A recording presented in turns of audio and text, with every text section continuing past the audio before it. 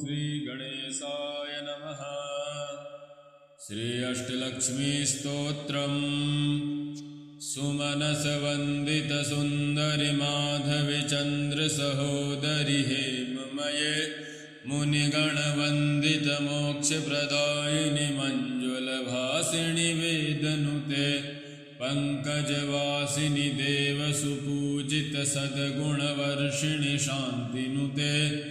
जय जय हे मधुसूदिनि कामिनि आदिलक्ष्मि परिपालय माम्। ऐकलिकल्मषनाशिनि कामिनि वैदिकरूपिणि वेदमये क्षीरसमुद्भव मङ्गलरूपिणि मन्त्रनिवासिनि मन्त्रनुते मङ्गलदायिनि अम्बुजवासिनि देवगणाश्रितपादयुते।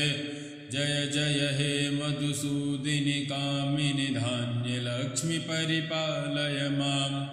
जय वरवर्षिणि वैष्णवि भार्गवि मन्त्रस्वरूपिणि मन्त्रमये सुरगणपूजित शीघ्रफलप्रद ज्ञानविकासिनि शास्त्रनुते भवभयहारिणि पापविमोचनि साधुजनाश्रितपादयुते।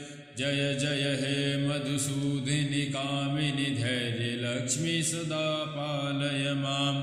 जय जय दुर्गतिनाशिनि कामिनि वैदिकरूपिणि वेदमये रथगजतुरगपदातिसमावृत परिजनमण्डितलोकनुते हरिहर ब्रह्म सुपूजित सेवित तापनिवारिणि पादयुते।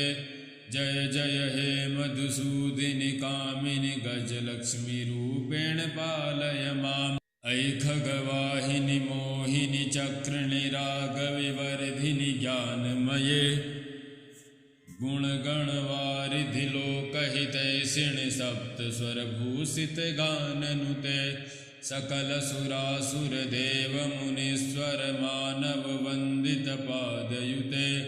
जय जय हे मधुसूदिनि कामिनि सन्तानलक्ष्मि परिपालय माम्।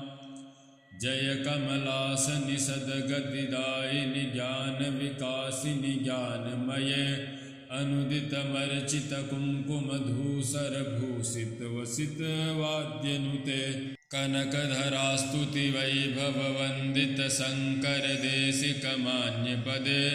जय जय हे मधुसूदिनि कामिनि विजयलक्ष्मि परिपालय माम्।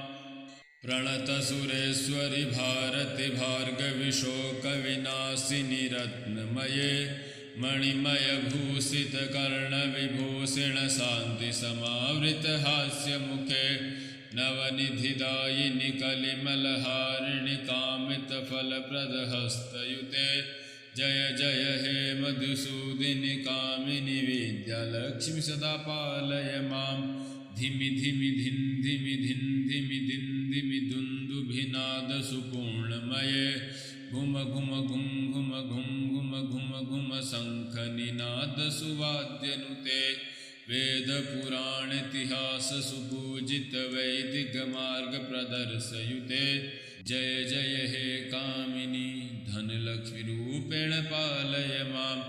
अष्टलक्ष्मी नमस्तुभ्यं वरदे कामरूपिणे विष्णुवक्षस्थलारूढे भवतमोक्षप्रदायिनि शङ्खचक्रगदाहस्ते विश्वरूपिणि ते जयः।